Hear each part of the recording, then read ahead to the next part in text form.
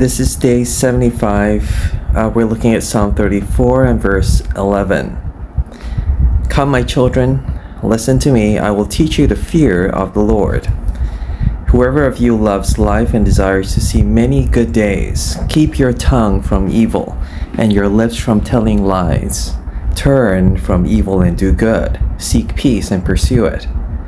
The eyes of the Lord are on the righteous, and his ears are attentive to their cry. But the face of the Lord is against those who do evil, to blot out their name from the earth.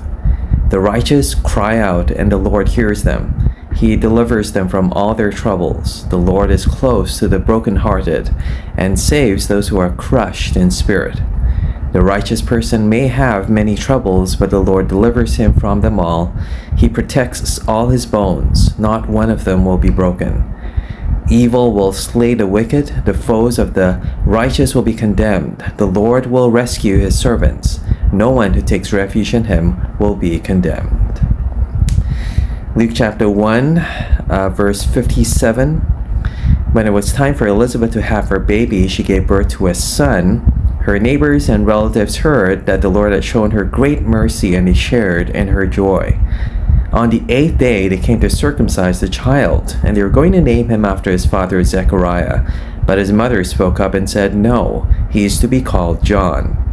They said to her, "There is no one among your relatives who has that name." Then they made signs to his father to find out what he would like to name the child. He asked for a writing tablet, and to everyone's astonishment, he wrote, "His name is John." Immediately his mouth was opened and his tongue set free, and he began to speak, praising God.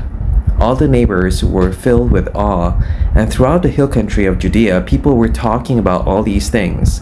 Everyone who heard this wondered about it, asking, "What then is this child going to be?"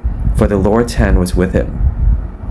His father Zechariah was filled with the Holy Spirit and prophesied, "Praise be to the Lord, the God of Israel, because he's come to his people and redeemed them. He's raised up a horn of salvation for us and the house of his servant David, as he said through his holy prophets of long ago.